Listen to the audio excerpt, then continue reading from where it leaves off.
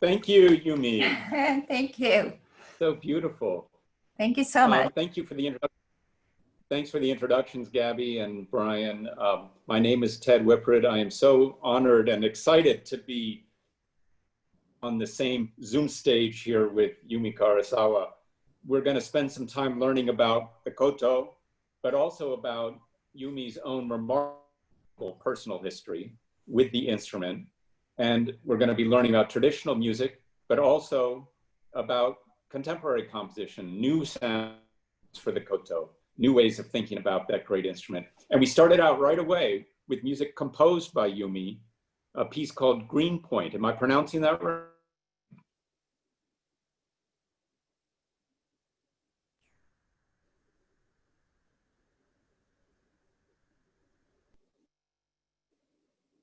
Yumi, tell us something about the piece. I'm sorry if, oh, okay, I'm sorry, I came back. Yes. Sorry. So what did you say?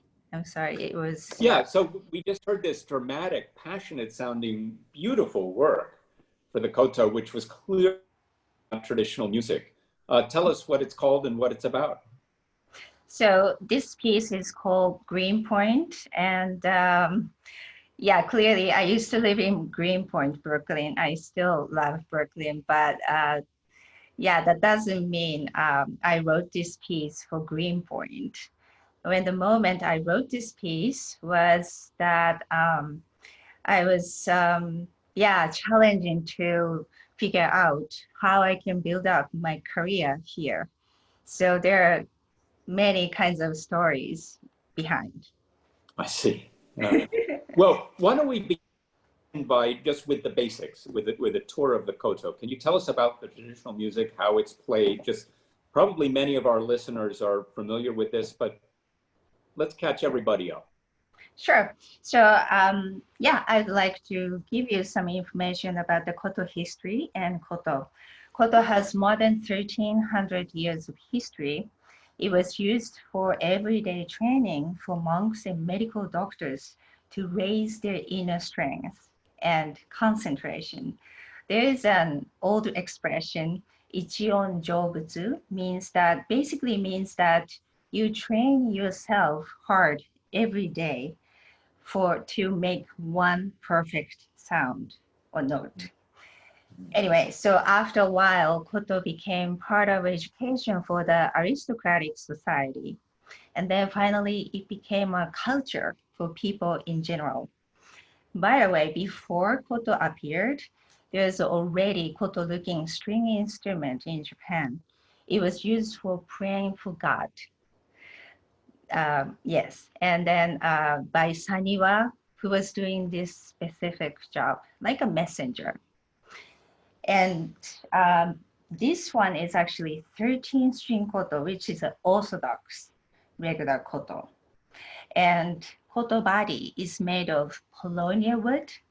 Strings are made of nylon nowadays, but used to be silk. As you can tell, silk strings are very delicate.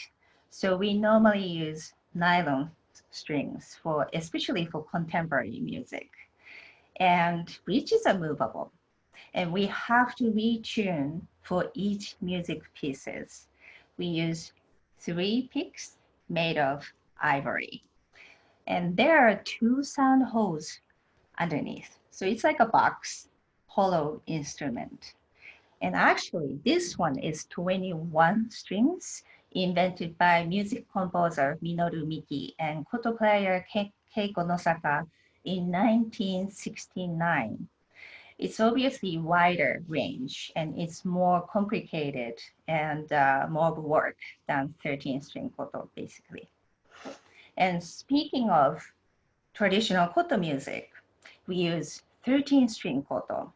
And I'm going to play a little bit of one of the most important traditional music called Rokudan, composed by Kengyo Yatsuhashi.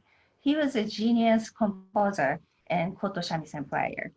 He created this piece, Rokudan, around 1680.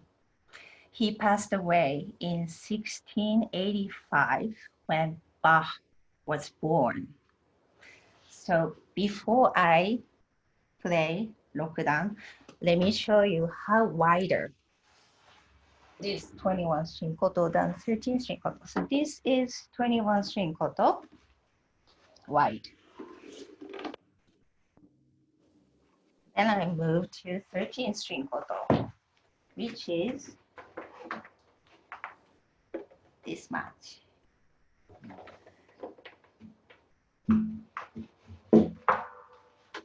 Okay. So here is Rokudan.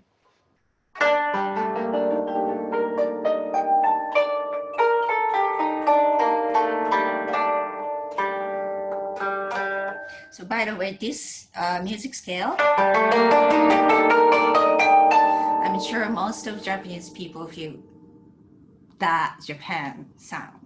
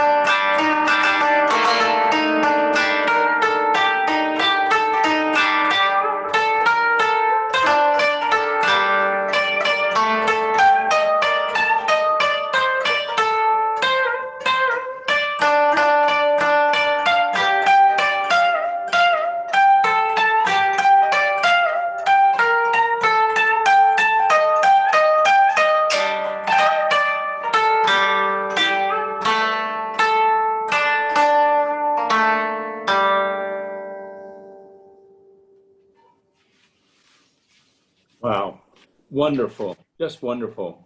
I'm sure many of our listeners know the difference between what your left hand and right hand are doing. Could you explain that briefly? Yes, traditionally we use mostly thumb with pick, and yeah, mostly only using picks, these three fingers. And oshide means bending strings, and yeah, that's for traditional koto music. And but for contemporary music, it's like so many type of techniques, like Bartok pizzicart and yeah, so many kinds, as you can imagine. Yes. Yes, but that bending of the pitch is something that's very distinctive about the traditional music. And do you find that is not so useful in contemporary music? Well, yeah, yes. I use a lot for contemporary music as well. So depends on the piece. Sure. Well, let's learn something about your personal history, which I just have found fascinating to discover. You were born to the Koto. Explain about your family history, please. Yes, so my parents are also professional koto players, and my family owns Japanese traditional musical instrument shop. And now my brother is the owner as sixth generation. And yeah.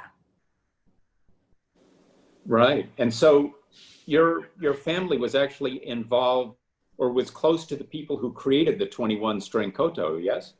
Yes, actually, my father is also koto maker. So when the moment 21 string koto was invented for the first run, my father was studying making koto at this koto factory in Tokyo. So he witnessed the moment it was made. And actually, second ever 21 string koto is my parents' house. And actually, Oh this my, that is thicker and even longer than now. wow. So um, your parents both played the 21 string as well? My mother used to play 21 string koto, but according to her, she gave up. She loves 13 string koto. I see, right. And I think you said, both of your parents toured, they're really professional koto players. So there must have been a lot of pressure on you to follow in the family business. Yes, I would say yes. And it's a very competitive in my field. And there's a certain path as a professional koto player takes. And I was supposed to follow that path. But I'm sure my parents and my 21 string koto teacher, they were having tough time with me so many times because I was always ambitious to find new path slash my path. So I bothered them a lot. And also first several years after I moved to New York, I was challenging, I don't want to say struggling, but I was challenging to figure out my how I can build up my career here because my family and my teacher basically disagreed with my decision to move to New York. So I was always like, I have to make it. So yeah, that is also big pressure. And yeah, it's a funny, I joined my parents' US Canada tour when I was 13 years old for the first time. And after I moved to New York City, my father used to say, it was such a big mistake that we brought you to the US tour. And we laughed about it. Well, it sounds like this was a really important personal and artistic decision for you to leave Japan where all the traditional training is, all the expectations for what you're supposed to do as a traditional musician, and to come to New York. Is that what you can say about that? Like, was there a certain freedom you were seeking? Were there different kinds of music you were wanting to hear? Yeah. So when I based in Tokyo, I used to practice 15 to 20 different contemporary music all the time to prepare for concerts. And actually, yeah, I basically really appreciate my 21 string koto teacher, Nanae Yoshimura, who is one of top the koto players in Japan. And she trained me in a very strict way. And I really appreciate that because I experienced and learned so much about music and music world. But it wasn't easy after a while because I get into so much to each composer's world through their music scores deeply. It can become exhausted, to be honest with you. And but after I after I started compose music, I realized that doing both creates great balance musically to me. So yeah, nowadays I still play other composers' pieces, a few pieces a year, and I play mostly my original music for my concerts. So it's been great balance for me. So you just mentioned that you were in Japan, you were playing so much contemporary music.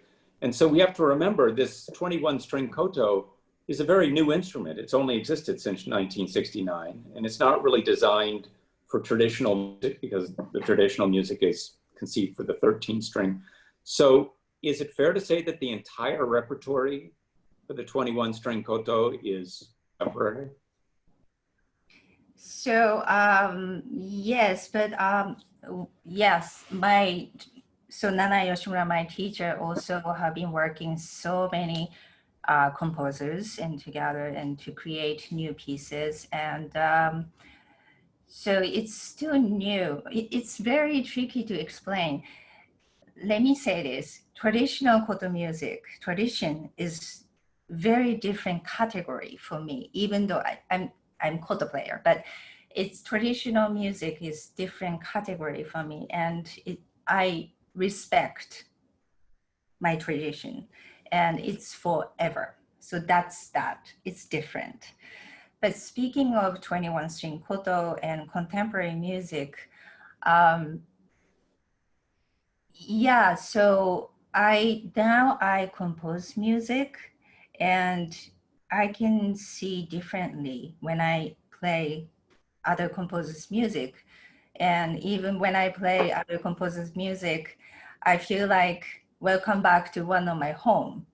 So I got traditional music and contemporary music by others and my original pieces. So it's great responding each other in myself to keep refreshment. And I'm glad I found out that balance. That's wonderful. That's quite something to accomplish at any age, especially when you've got your career ahead of you. Um, so before we learn more about you as a composer, let's learn more about this 21 string instrument and what's special about it. Can you tell us why was it invented? What was the need that was felt to expand the instrument so dramatically? Yeah, sure. So I started playing 21 string koto when I was 15 years old, simply because I thought it's more expressive and more possibilities. And I assume those inventors of 21 string koto, they also think that way. And yeah, to create new music, they wanted to wider range and wider possibilities. That's what I think.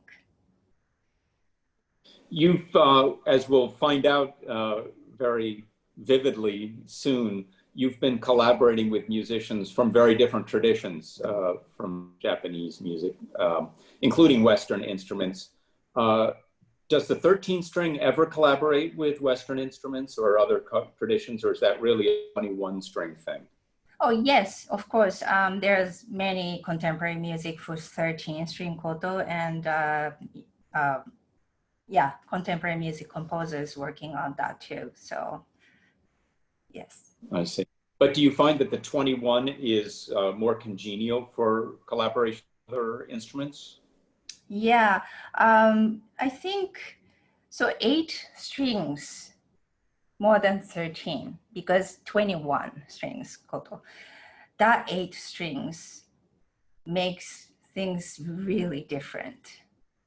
It's wider and it's really busy to play 21 string koto, as you can see. So yeah, I think that's how I think I picked this instrument mainly.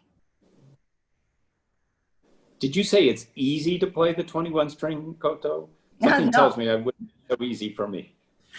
I wouldn't say easy. It's busy. It's, yeah, so um, I use every fingers, 10 fingers, like picks and pizzicato and bending and everything all the time. So it's like really, really all the time working. So I wouldn't say Yeah. easy, but busy. Oh, busy, busy, Yes, yes. yes, yes. Um, I wonder whether, I mean, the repertoire for the 21 string is still being invented, right? I mean, the instrument's only been around for what, 50 years. So you are actually active as part of that. Really, you're in on the ground floor of the repertoire for this instrument, which must feel, you know, very like a big responsibility and a huge opportunity. Have you like invented new techniques for the instrument, or are people going to look back and say, "Oh, that was the Yumi Kurosawa pizzicato"? Or Well, I'm not sure if people recognize my invention, but I invented a few new techniques.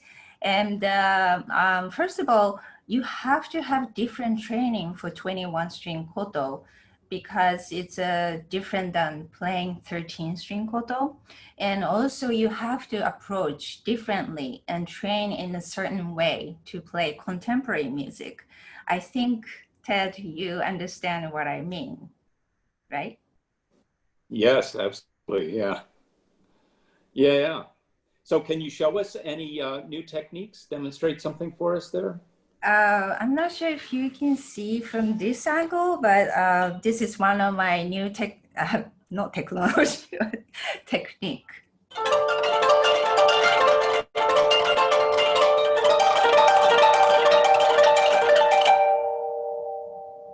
So I think I thought I wanted to sustainable sound because it's a plucking instrument like piano. And I always envy for like a violin and cello sustainable sound. But then, yeah, of course I can do tremolo like this. But other than that, I wanted to like sustainable sound and I created this technique. And usually tremolo is only with one finger like this, but I do all three, something like that. Wow, that's a fantastic sound. And it looks like you're anchoring your hand with the fifth finger or the fourth finger, depending how you call it. Yeah, so it's about the angles of the picks. And yes. Cool. So you said that it's a wonderful balance in your life between playing your own music, playing traditional music, playing other composers' music. You also teach, yes? Yes, I do.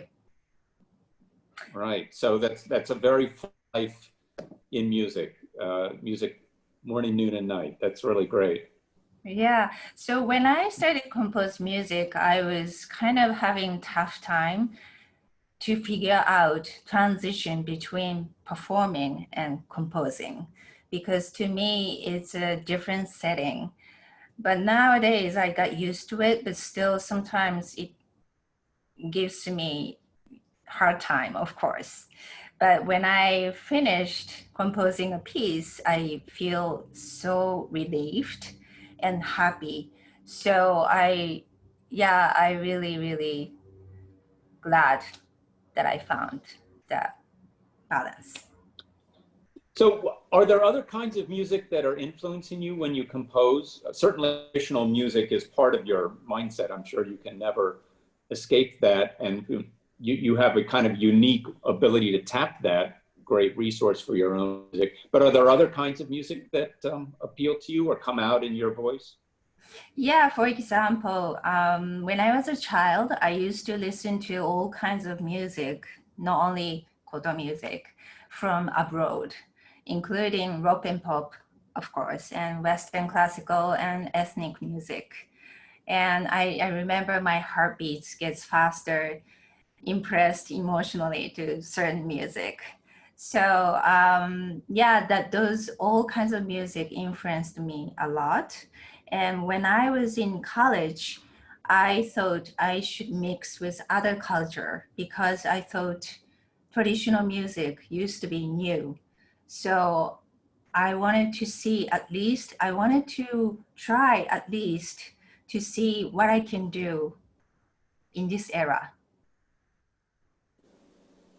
Does that make sense?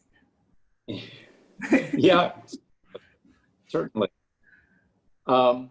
And in terms of collaborating with other composers, what have been some of the highlights? Oh wow. I've played so many kinds of contemporary music. Even score is not with regular Western notation. It's like a almost like a drawing, but it was fun. And also one of the Japanese composers, Yoshiro Irino, and he's a famous 12 tones. And yeah, when I played one of his piece, which was 13 string Koto solo, and so it's much limited music scale. So on this piece, I needed to move bridges every measure almost like, but of course I'm playing, keep playing, moving around bridges every measure, and then bending, and like it was really, really almost crazy. And but I'm Well, glad that's that yeah. well, that's certainly stretching what the koto can do, right? I mean, it's as someone who's composed my own music for traditional instruments of Korea, it's a really interesting alchemy that happens between what you're imagining and what the instrument is actually built to do, right? And finding some middle ground where maybe you find a new thing that that instrument can do. Yeah, that's the great beauty about working with contemporary other composers, because most of them are not related to Koto. So they compose music. Of course, they usually learn about Koto first, and then they create music. And when I play, actually, something magic happens all the time because we cannot expect what's going to happen. That's the beauty, I think. We have a number of questions on the queue here, and we'll have a Q&A session toward the end, like the last 10 or 15 minutes of our hour together. I just want to remind listeners, if anything Yumi's talking about provokes a question, you want to learn more, just write it into the Q&A feature of Zoom, and we'll see how many we can get to. In a little while, we're going to actually see a video of a very interesting collaboration that Yumi had. Would you set that piece up for us, Yumi? Tell us something about what we're going to see. Yeah, so I remember that should be in 2015. I collaborated with hip hop dancer Les Twins from France, and we did play at the Kiyomizu-dera Temple in Kyoto, which is World Heritage. And I played my piece in a space because they wanted me to play that piece. I didn't think I was going to play acoustic koto. I was preparing with like a beats sounds. But yeah, so I hope you can enjoy. So the piece that the music that you're playing in that video is a piece that already exists, and they did their dance to that music. Yeah, so we met each other 1 week before the show in Tokyo, and they came into the studio, and I was preparing one of my piece with electronic stuff, sound, which is with the beat, you know. Then I thought they can easier to dance, but because they wanted to try something new, they asked me, okay, play something most emotional piece of yours. And I played that piece. Then they really liked it. And I was also glad. So we started working on that afterwards. Great. Well, we're going to take a look at that video in just a moment. I think having previewed the video, what Les Twins do with that music and respond to the music really shows us a different way of thinking about the koto, as of course does this remarkable composition by Yumi Kurosawa. Could we cue up the video now?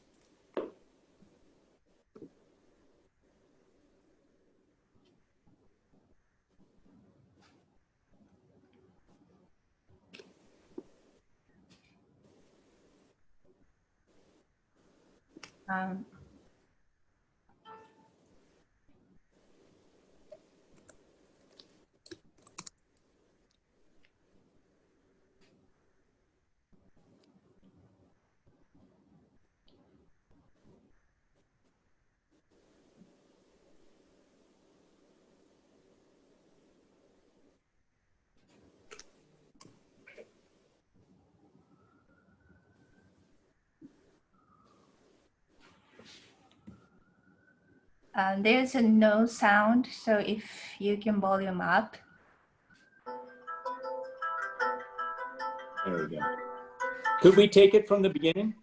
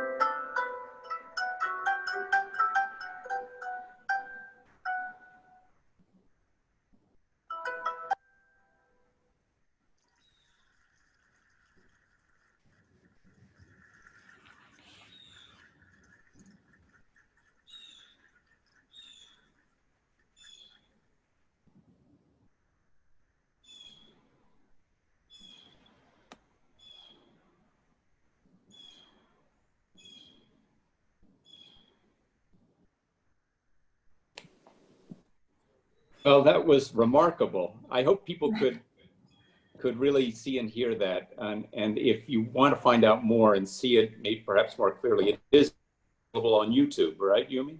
Yes, it's on YouTube, and yeah, that was a great. I mean, where opportunity, and there were only 100 limited seats and audience, and some of them are crying for us. So it was really emotionally great experience. Wow. We're going to get to questions in just a moment, but clearly you have a really broad appetite for collaboration. You're using electronics. Could you tell us about some of the other musicians you've collaborated with? Just give us a sense of range of things you're exploring. Sometimes when I visit to college for class, and people ask me what was the most strangest or what was the most experience you ever had, and I would say, well, I've been working with all kinds of instruments, from Western classical instruments to ethnic type of things, and I do create computer sounds as well.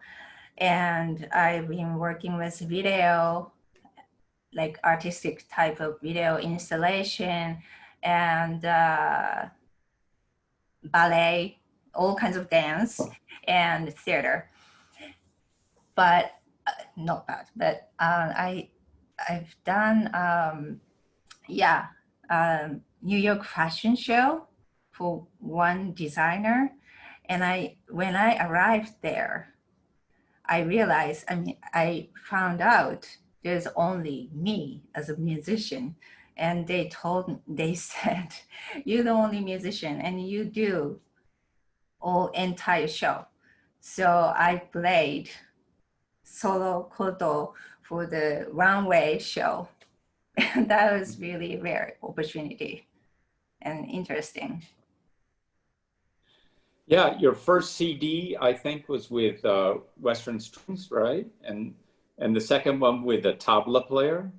Yes, first album was with strings, like violin, cello, and computer stuff a little bit. The second album, really different direction, and it was with tabla, Indian tabla. Right. Yes.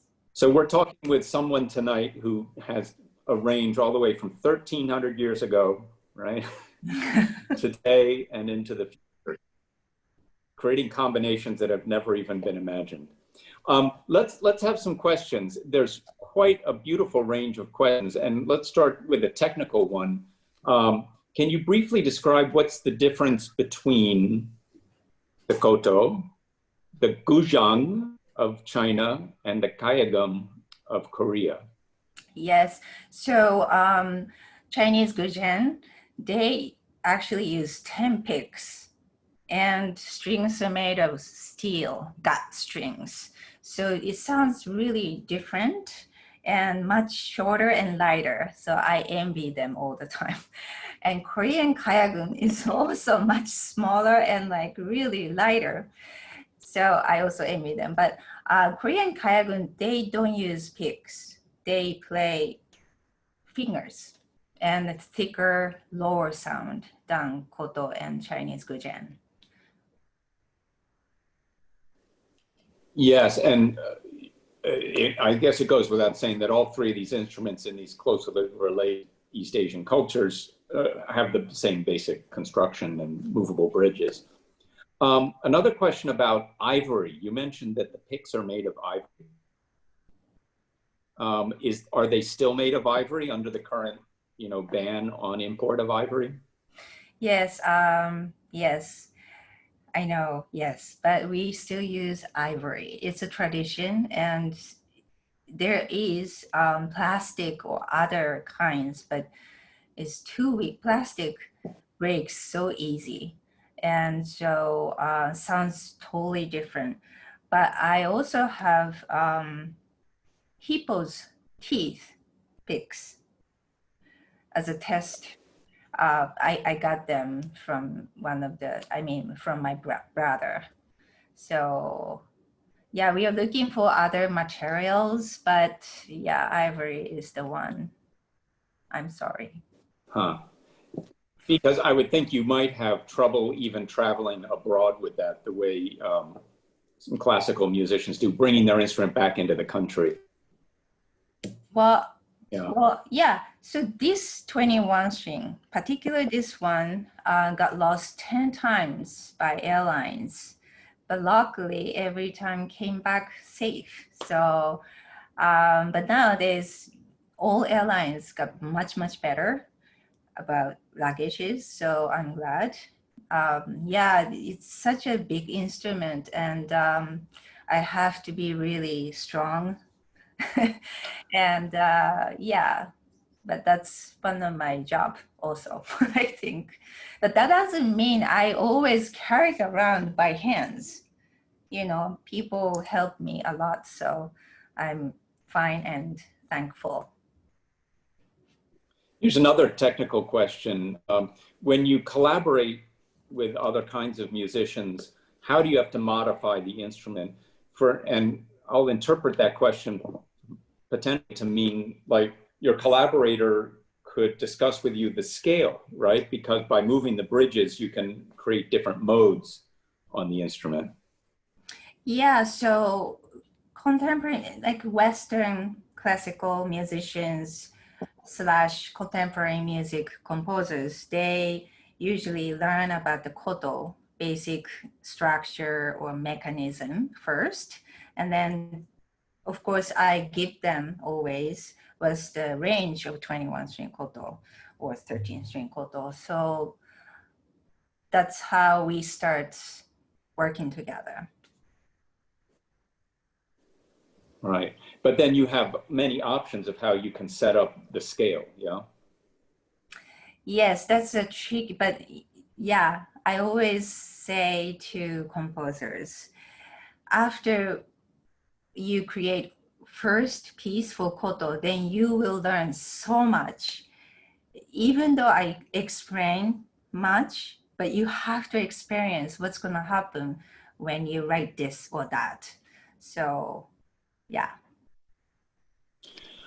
So why do you think 8 additional strings were put onto the 13 strings?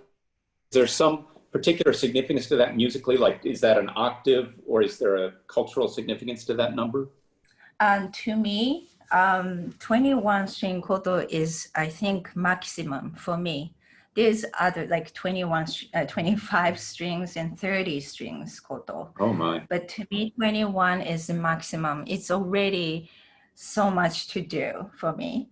And it's basically 2.5 octaves. And I don't know that was why 2.5 octaves, but I think that that's the great, the length for person to play. And so that was 20 strings at the beginning. So in Japanese, we call it 20 string koto actually, but there's 21 because he added one more string later on. So we call this, the lowest one, 0 string. Interesting. Wow. Oh yeah, this is an interesting question to me. What's your style of teaching? Has it changed from a more traditional teaching style in Japan? And the reason for the question is that the writer's koto teacher in Japan has them practice the same piece for months and they want more variety. Is that a traditional thing to focus on one piece for so long? And have you changed from that? There's a way to teach, and I think I follow that way. And I usually teach you have to start with 13 string koto because 21 is way too much for you. So you start with 13 string koto with traditional music. And I usually teach, yeah, I can be strict, but I'm not to be very much. But also I always give students some more varieties of music. And also I lecture and I visit as a guest speaker to college classes or high school classes. And in that case, I introduce history and Koto, and also like this today's show. Like also I talk about my creation and other stuff too. Yeah. Oh, have you ever collaborated with vocalists, either Western singers or Japanese singers? Yes. Part of the Koto tradition? So yeah, I pop singer, opera singer. What else? I think most of I've really collaborated with most kind of artists. Right. And if you collaborate with an opera singer, a Western classically trained singer, how is that different from working with, say a traditional Japanese singer? Uh, mm, when I collaborate with opera singer, we played Ave Maria on Koto. So it's more like she was singing her, way, of course. And I play as much, I tried as much as I can. So it was great. And when I work with other kinds of like Japanese pop singer, that's also, I think how can I say, it's a different, okay, Japanese tradition. There's we call it ma, which is very important pose. It's one of the most Japanese traditional style, ma pose. Is like you cannot count, but in the middle of music, we have that kind of ma. And so when I work with Japanese singers, we can understanding each other so easy without words. We can do that ma. Do you understand? Yes. Yeah, you're within the same culture. You can understand each other very clearly and quickly. Yeah. Yeah. One thing I noticed when you were playing traditional music on the 13th string was there were several very prominent minor seconds that you played, right? Very strong clashing tones. And I wonder whether that was on the 13th string. Yeah, so this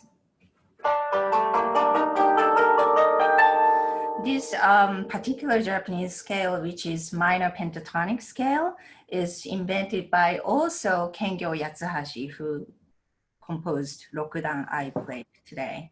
So that's why I really respect him, and I wish I could see him in person and ask about many things.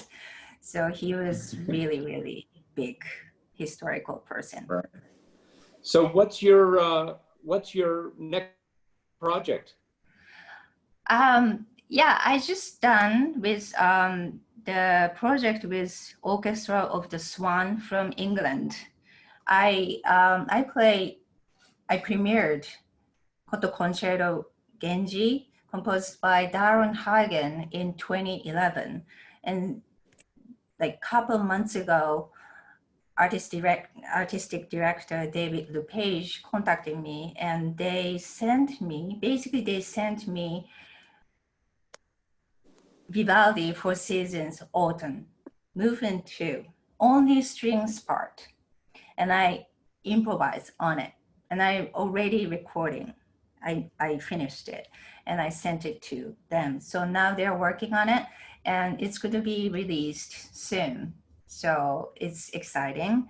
And also I'm composing new music for koto and violin right now. And it's actually, I'm working on a few different projects nowadays, which is great. Well, that's fantastic. I know we'll all be excited now that we all are clued in on your remarkable history and your remarkable ideas and learn more about this instrument. I'm sure we'll all be eager for the next recordings and, God willing, the time when we can come hear you live. Sure.